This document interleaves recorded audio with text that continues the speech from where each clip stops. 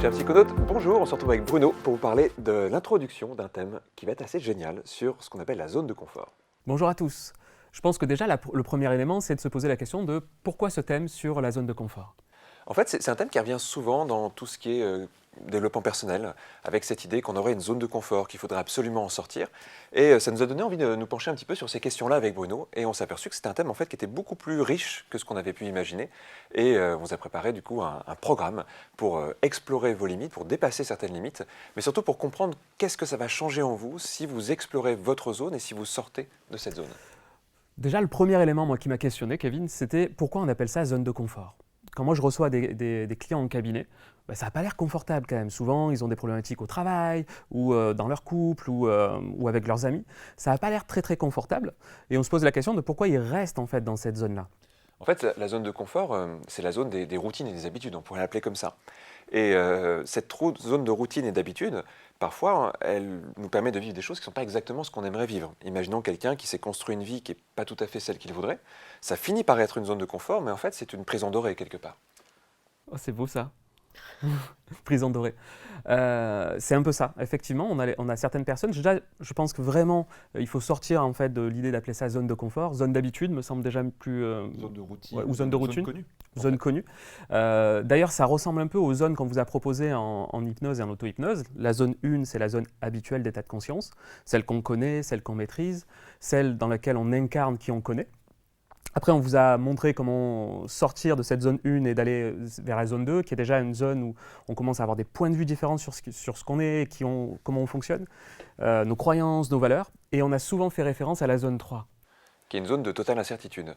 Et en fait, on s'est aperçu que c'était un peu la même chose pour la zone de confort. Il y a cette fameuse zone, donc confort, nous on va appeler ça plutôt zone habituelle, où les personnes vont avoir tellement de connaissances sur ce qui se passe qu'elles se sentent en sécurité quelque part. Il y a du prévisible dans cette zone-là. Et comme il y a du prévisible, eh bien, il y a un niveau de stress et d'anxiété qui diminue. Même si ce n'est pas agréable, il y a quelque chose qui est connu et donc qui est identifié. Et puis ce qui a été remarqué, c'est qu'en fait, quand on dépasse la zone de confort, on atteint ce qu'on appelle une zone d'excellence. Et c'est là que c'est quelque chose qui n'est pas très intuitif, puisqu'on pourrait se dire, si je sors de ma zone de confort, je vais être un petit peu en stress. Mais en fait, ce qui se passe, c'est qu'un léger stress va aussi augmenter notre niveau d'attention, notre niveau de réactivité, et ça va stimuler certaines de nos capacités. En fait, quand on est dans un léger danger, eh bien, on atteint un état qui est beaucoup plus optimal par rapport à tout ce qui va nous arriver, parce qu'on va être prêt, parce qu'on va être quelque part challengé dans ce qui est en train de se passer. Et c'est souvent cette zone qui devient une zone de performance. Donc étrangement, quand on sort de la zone de confort, ce n'est pas pour aller vers une zone qui est désagréable, c'est plutôt pour aller vers une zone agréable. Ce qui se passe, c'est qu'évidemment, les gens de loin peuvent en avoir un peu peur de cette zone-là. Une fois qu'on est dans la zone de confort, on pourrait se dire, tiens, il y a cette frontière, elle me met en sécurité, j'ai pas trop envie d'aller de l'autre côté. Alors que de l'autre côté, il y a quelque chose qui est plutôt souhaitable et agréable. Ouais, c'est vraiment cette idée-là. Donc on a la zone de performance qui est aussi appelée zone d'apprentissage. Et je trouve que aussi c'est vraiment révélateur de ce que ça peut permettre en fait. Quand on sort de nos habitudes, on améliore notre capacité à analyser, à tirer de l'expérience de ce qui nous arrive. On va vivre des nouvelles situations aussi. Ouais. Parce que la zone de confort, c'est une zone où on n'apprend plus rien quelque part. C'est une zone où tout est tellement connu et balisé qu'en fait on ne va pas stimuler nos ressources. Et le truc, c'est qu'en tant qu'être humain, en général, on aime être stimulé. C'est un peu paradoxal, puisqu'à la fois, on peut aimer être en sécurité, et en même temps, on peut aimer être stimulé. Mais quelqu'un qui ne serait que en sécurité finit peut-être par s'atrophier. Il y a plein de choses qui ne vont plus être utilisées. C'est comme si on n'utilise plus notre corps et qu'on ne bouge plus et qu'on ne fait plus d'efforts, eh bien, on va perdre de la musculature. Mais c'est pareil au niveau psychique. Si on n'est plus du tout stimulé par des apprentissages nouveaux, eh bien, il y a quelque chose qui va s'appauvrir quelque part.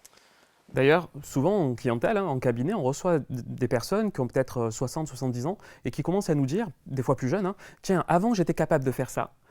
Et au fur et à mesure que le temps passe, j'arrive à faire de moins en moins de choses. Je prends un exemple, par exemple, il y a des gens qui avaient aucune difficulté à conduire, et puis pour des raisons X ou Y, commencent à ne plus pouvoir prendre l'autoroute, puis plus les voies rapides, et ainsi de suite.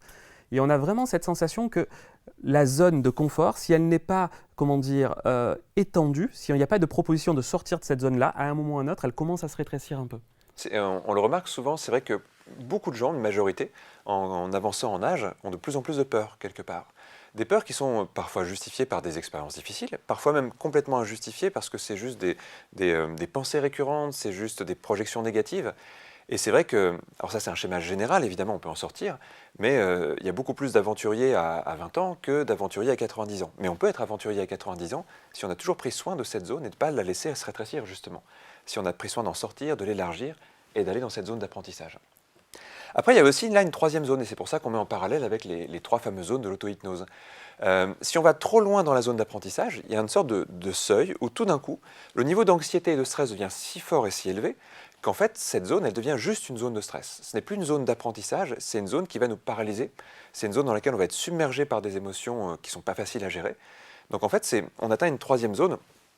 C'est un tout petit peu différent des trois zones d'auto-hypnose, puisque dans la troisième zone d'auto-hypnose, même si elle peut être un petit peu étrange parce qu'on y perd nos repères, elle peut être très très agréable à vivre. Alors que là, pour le coup, quasiment pour tout le monde, cette expérience de très grande sortie de la zone va amener souvent un niveau de stress quand même qui va être très difficile à gérer et à éprouver.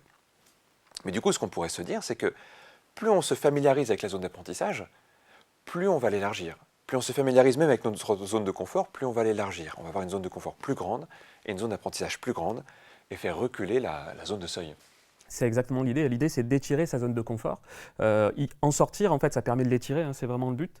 Et effectivement, on a cette zone de danger où effectivement l'anxiété va venir nous pétrifier un peu. Certaines personnes pensent qu'on peut vraiment aussi travailler sur cette zone de danger, peut-être qu'on le fera un peu, transformer cette zone de danger en zone un peu magique, en fait, c'est-à-dire zone de tous les possibles.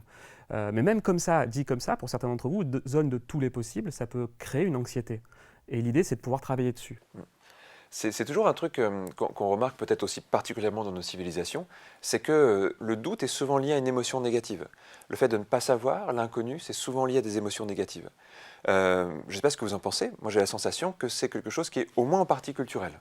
Il y a sans doute une partie instinctive aussi, évidemment. L'inconnu, c'est logique que même notre corps soit habitué depuis très très longtemps à se méfier de choses trop inconnues. Mais je pense qu'il y a aussi une partie psychologique, une partie apprentissage de tout ça.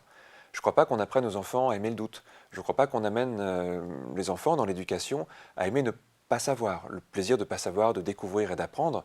On nous apprend très vite qu'il faut maîtriser, qu'il faut savoir, qu'il faut avoir des réponses claires à des questions claires. Et donc on est sur quelque chose qui est souvent dans une recherche d'équilibre et quelque part d'immobilité, c'est-à-dire la certitude, je sais. Si on avait appris peut-être très tôt à aimer l'incertitude, à aimer le doute, à aimer ne pas le savoir, c'est-à-dire être vraiment cartésien au sens premier du terme, peut-être qu'on aurait plus de facilité tous à dépasser notre zone de confort. Mais du coup, est-ce qu'on ne revient pas de temps en temps dans sa zone de confort? Est-ce que ce n'est pas utile quand même d'une certaine manière? Je pense, en tout cas, c'est un peu comme rentrer chez soi. De temps en temps, c'est reposant. Quelquefois, on a besoin simplement d'un moment où on est juste bien en sécurité. Et je pense que tout être humain peut traverser des moments où il peut reconnaître ce besoin. L'idée, c'est de ne pas s'y laisser enfermer. Tu as un exemple, toi, d'un moment de ta vie où tu as dû pousser un peu ta zone habituelle, ta zone d'habitude? Alors c'est marrant parce qu'on en parlait l'autre jour en préparant un petit peu le thème. Et moi, il y a plein de choses qui me sont venues. Moi, il y en a une qui est amusante parce que souvent, les gens me disent, bah, tiens, on voit que tu es à l'aise quand tu fais des conférences. Mais ma première conférence, je n'étais pas à l'aise du tout. J'avais 17 ans. C'est marrant parce que je m'étais entraîné avec quelqu'un qui m'avait posé toutes les questions qu'un public pouvait poser sur un thème un peu spécial comme l'hypnose, qui à cette époque-là en plus n'était pas très bien vu. Ah oui. Et donc à 17 ans, je me retrouve devant une cinquantaine de personnes, c'est dans l'est de la France, et j'avais la bouche sèche, et moi je n'étais pas du tout quelqu'un qui était vraiment dans la parole en public, en fait, je n'avais pas du tout cette expérience-là. Et puis surtout, de tempérament, j'ai toujours été quelqu'un plutôt d'observateur que quelqu'un qui parlait énormément, ou qui aimait convaincre, ou des choses comme ça. Et donc je me suis retrouvé devant ces personnes-là, je crois que je n'avais pas réalisé 5 minutes avant ce qui allait se passer, et je me rappelle que c'était extrêmement inconfortable. Jusqu'à la toute fin de la conférence où, avec le jeu des questions-réponses, ça a commencé à devenir un peu plus fluide. Et ce qui est amusant, c'est que du coup, ça me donne envie de vraiment travailler dessus. J'ai été prendre des cours de théâtre, des cours de chant, j'ai rencontré des gens qui m'ont fait travailler sur la scène, etc. Et très vite, j'ai commencé à sentir que cette zone d'inconfort pouvait devenir une zone plaisante. C'est-à-dire que ça pouvait être super agréable d'être tout d'un coup en train de partager des choses avec des gens, de pouvoir sentir en fait qu'il y avait de l'intérêt, qu'il y avait de la passion, de communiquer des émotions. J'ai fini par y prendre du plaisir. Ce qui fait que cette zone d'inconfort total est devenue plutôt une zone en fait assez agréable et confortable. D'accord, c'est-à-dire que ce qui t'a permis finalement d'apprendre et d'élargir cette zone-là, c'est le fait d'avoir connecté ça au plaisir en fait? Oui, pour moi ça a été la solution. Ça a été le moteur pour... C'est marrant, j'ai l'impression qu'on te ressemble un peu du coup parce que ça me fait penser... ça me fait penser à ma manière, moi aussi, quand on en a discuté, j'ai eu un souvenir qui m'est venu. C'était au moment où je me suis formé à l'hypnose. Moi, c'était plutôt pour prendre de l'information parce que j'aimais bien la discipline. Peu pour aller faire ça chez d'autres personnes. Je ne sais pas si tu t'en souviens, parce que c'est Kevin qui m'a formé à l'époque, il y a une bonne dizaine d'années maintenant. Et moi, je ne voulais pas forcément être en cabinet pour travailler avec des gens. Je ne trouvais pas l'intérêt, en fait. Puis à un moment ou à un autre, je m'y suis mis, mais j'étais vraiment dans l'inconfort parce que j'avais une croyance un peu étrange. C'est que quand les gens venaient, je ne les connaissais pas, donc je ne savais pas ce que je devais faire avec eux. Et à un moment, j'ai essayé de m'arranger en me disant, mais, ok, ça va être vrai la première ou la deuxième séance, mais après, je vais les connaître et donc savoir comment ils fonctionnent. Mais en fait, j'ai une croyance qu'en fait, chaque fois qu'une personne revient, même si je l'ai vue 10 fois, c'est potentiellement une personne différente. Et ça me crée un inconfort absolu parce que j'étais un peu tétanisé. La personne venait, c'est qu'est-ce que je vais faire, qu'est-ce que je vais dire, comment je vais m'y prendre. Et le fait d'être déstabilisé comme ça, j'ai essayé de travailler sur la peur, mais ça n'avait pas bien fonctionné. Et ce qui avait fait fonctionner, c'est le plaisir que j'ai ajouté en fait dans tout ça à découvrir les gens ou les redécouvrir à chaque fois. Un peu comme un Sherlock Holmes, vous savez que c'est un personnage qui me plaît bien. Je suis un enquêteur, c'est-à-dire quand la personne vient, je l'observe comme si c'était la première fois et que j'ai plein de choses à découvrir. Quelqu'un qui est cher à moi, un jour m'a dit, tu sais, une personne, c'est tout un univers à découvrir. Il est à côté de moi. Et c'est un peu ce que j'ai encore aujourd'hui quand je reçois un cabinet. J'ai un univers face à moi que je vais explorer et je vais accompagner cette personne dans ça. Donc il y avait cette position, en fait, grosso modo, ma zone d'inconfort est devenue une zone plaisante où je vais découvrir une personne.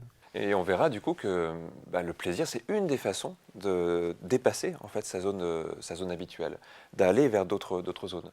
On verra qu'il y a d'autres moteurs, en fait on a tous des moteurs un petit peu différents, il se trouve qu'avec Bruno on a plutôt le même sur ça, mais il y a des gens par exemple c'est le challenge, il y a des gens c'est le besoin de reconnaissance, il y a des personnes c'est le besoin de... Enfin, il peut y avoir des besoins, il peut y avoir des envies, il peut y avoir des choses qui peuvent vraiment nous aider à nous donner des ailes en fait et nous faire partir dans des zones où on ne serait pas allé d'habitude. Donc on va notamment travailler là-dessus, sur chercher ce qui peut vous habiter, ce qui peut vous parler, ce qui peut vous donner du sens, et qui fait qu'en fait franchir cette zone va être vraiment intéressant, agréable, stimulant, un peu comme quand on vit une aventure. Du coup, il ne nous reste plus qu'à vous décrire les 4 chapitres. Alors sur les 4 chapitres, le premier, ça va être simplement déjà comprendre, découvrir sa zone de confort, découvrir sa zone d'apprentissage, essayer de sentir un peu la frontière. Alors évidemment, c'est une métaphore, hein, tout ça, donc on va rentrer dans un travail métaphorique, on va essayer de symboliser un petit peu les choses pour que vous puissiez sentir comment vous avez imaginé votre zone de confort, qu'est-ce que vous aimez ou ce que vous n'aimez pas dedans. On l'a bien vu, hein, on appelle ça zone de confort, mais en même temps, il peut y avoir des choses qu'on n'aime pas dedans, des choses qu'on déteste même quelquefois dedans. Donc on va prendre conscience de cet endroit. On va voir que cette prise de conscience de l'endroit et des frontières, elle amène aussi à sentir en fait comment on fait quand on quitte la zone, vers quoi on va quand on quitte la zone, comment on passe cette frontière-là. Comme toute frontière, eh bien c'est à la fois un blocage et en même temps c'est quelque chose qui est un passage. Et l'idée, ça va être d'aménager ce passage dans la zone de confort. Pour ça, même au-delà de l'auto-hypnose, ça va être aussi un exercice de prise de conscience de ce qui se passe dans notre vie, en fait, de nos réactions, des endroits où on n'a pas trop envie d'aller, des zones qui nous font un petit peu peur. Donc on va aussi un peu enquêter sur notre propre vie pour essayer de sentir où est-ce qu'on place les frontières, est-ce qu'elles sont mouvantes, même quelquefois selon les moments de vie, selon les états dans lesquels on est. Bref, ça va être une très grande introspection et vous allez voir, c'est fascinant parce que tout d'un coup, on découvre plein de mécanismes inconscients qu'on peut avoir. Dans le chapitre 2, ce qu'on va explorer, c'est les peurs. L'idée, c'est que lorsque vous allez commencer à sortir de votre zone de confort, il y a des choses, des résistances qui vont apparaître, et souvent derrière chacune de ces résistances, il va y avoir des peurs particulières. Et ce que je vais vous proposer dans le deuxième chapitre, c'est d'identifier chacune de ces peurs-là. C'est vraiment l'idée de se confronter à, je sais pas moi, il peut avoir la peur comme peur d'être en colère par exemple, ou je sais pas moi, peur de ne pas avoir de valeur, enfin, on les fera précisément dans le chapitre. Mais l'idée c'est de continuer l'enquête en se disant, tiens, qu'est-ce qui m'empêche de sortir de ma zone de confort? Qu'est-ce qui fait que pour moi c'est pas naturel? Qu'est-ce qui vient en contre? Qu'est-ce qui vient résister à ça? L'idée ça va être d'explorer tout ça, justement pour pouvoir découvrir l'effet inverse, c'est-à-dire si j'ai peur d'être en colère, qu'est-ce que je peux ajouter comme émotion pour vraiment avoir envie d'y aller par exemple? Ça va être ça, découvrir ses peurs pour trouver les émotions, les moteurs qui vont nous permettre de pouvoir sortir de notre zone de confort. Du coup, une fois que vous aurez identifié vos peurs, eh bien, on va peut-être sélectionner les plus importantes d'entre elles, peut-être même la plus importante, et on va travailler dessus dans le chapitre 3. L'idée, ça va être d'aller déraciner un petit peu cette peur. Mais ça demande là de remonter un petit peu dans la construction de cette peur, d'où elle vient, à quel moment elle a été mise en place dans votre vie. En général, nos réactions à certaines peurs, elles se sont mises en place pour nous protéger. Il m'arrive quelque chose, je réagis. Ce qui m'arrive est peut-être concret, c'est peut-être aussi imaginaire et symbolique. Il y a que parfois, il y a plein de réactions qu'on a mis en place, non pas pour des choses qui nous sont arrivées, mais des choses qu'on a pu nous raconter ou voir chez d'autres personnes, ou peut-être simplement imaginer dans notre esprit. Donc on va les remonter vers la toute première construction de cette peur ou de ces peurs très importantes. Ça va être une forme de régression, d'une certaine façon, pour aller rencontrer ce qui se passe à l'intérieur de vous et quelque part, vous allez voir un peu le déprogrammer. Ou même plutôt que le déprogrammer, sentir comment on pourrait créer un autre développement de réaction à l'intérieur de vous, de façon à ce que cette barrière créée par la peur puisse progressivement se dissiper et que vous puissiez élargir votre zone de confort. Dans le chapitre 4, enfin, une fois que vous aurez travaillé sur les causes, sur les sources de ces peurs, l'idée, ça va être d'orienter votre cerveau vers l'avenir, en fait, vers le fait de changer. Dans ce chapitre-là, on va simplement défaire peut-être les derniers 2 qui restent par rapport au chapitre 3, justement vraiment pour se libérer complètement, comme si vous aviez travaillé sur la source, mais qu'il manquait juste à défaire le nœud du présent. Et ensuite, s'orienter vers l'avenir, c'est-à-dire comment je vais imaginer pouvoir franchir ma zone de confort, aller explorer ma zone d'apprentissage, aller repousser mes limites. Il y a vraiment cette idée de grandir, en fait, de donner de l'ampleur à tout ce qu'on a fait, pour que, quelque part, on généralise. Vous avez travaillé sur une peur, sur 2 peurs, mais finalement, notre cerveau fait quelque chose de très bien, c'est sa capacité à généraliser. Si vous avez fait ça pour une peur, pour 2 peurs, c'est assez simple pour notre cerveau. Si on lui donne une bonne raison de le faire, de généraliser à toutes les peurs, en fait, au fond. On va y ajouter quelques limites, quelques curseurs pour quelques fusibles, en fait. Mais au fond, généraliser pour élargir, permettre à votre cerveau d'élargir au maximum votre zone de confort. Alors rêvons un peu, nous on est un petit peu idéaliste, donc on se met toujours des objectifs ambitieux, il ne s'agit pas forcément de les réussir, mais en tout cas de tendre vers ça. Imaginons qu'on puisse bien élargir cette zone de confort, peut-être même en faire une vraie zone qu'on aime, un peu comme on aménagerait son chez-soi, en fait, un lieu dans lequel on se sent bien, on se sent capable de se ressourcer. Mais ça peut grandir. Et puis cette zone d'apprentissage, peut-être qu'elle peut grandir, et c'est là qu'on peut rêver un petit peu. Imaginons que le monde entier devienne une zone d'apprentissage. Et qu'en fait, on aille si loin avec cette zone-là, qui est plus cet endroit où il y a le seuil et où ça devient une zone d'anxiété ou de stress. Et peut-être que c'est vers ça qu'on peut aller si vraiment on se permet ce travail et cette exploration personnelle. Moi, personnellement, la zone de danger, c'est celle qui m'attire le plus. Parce que j'ai vraiment l'impression qu'on peut y faire plein de choses là-dedans. J'aime bien ce moment-là où je sens mes fonctionnements habituels commencer à m'empêcher d'être qui je suis, parce que c'est là que j'apprends le plus de moi. Mais ça, c'est mon caractère, vous me connaissez un peu. Je vais vous proposer peut-être d'aller voir ça à un moment ou à un autre. Mais vous serez libre de rester juste à la frontière pour regarder ce qui se passe. En tout cas, on espère que vous allez apprendre plein de choses, bien vous amuser, explorer plein de vos processus internes. Et ce qu'on espère, c'est qu'à la fin de ces 4 chapitres, vous aurez une intense envie d'exploration.